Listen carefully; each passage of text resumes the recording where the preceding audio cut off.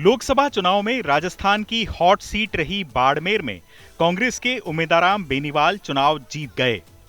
इस सीट पर निर्दलीय उम्मीदवार रविंद्र सिंह भाटी ने पूरे देश में सुर्खियां बटोरी।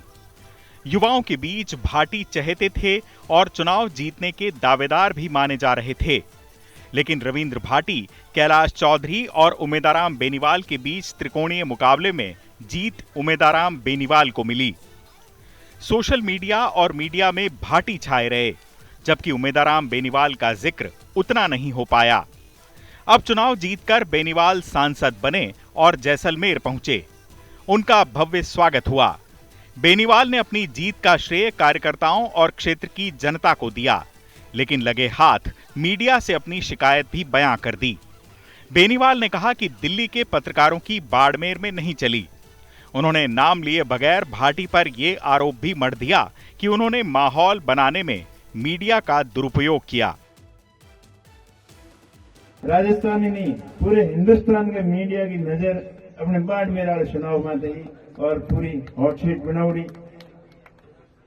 पत्रकारों के माध्यम ने दुरुपयोग करियो और अलग ही माहौल बनायो।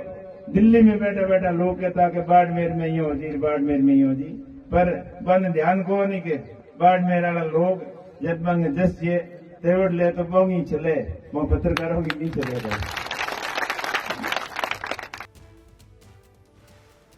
बेनीवाल ने कहा कि बाड़मेर जैसलमेर के लोग जब ठान लेते हैं तो उनकी ही चलती है, उन पत्रकारों की नहीं।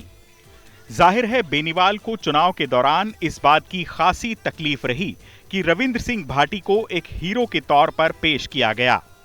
हालांकि इसमें मीडिया का नहीं, युवाओं के बीच भाटी के बढ़ते क्रेज का हाथ था।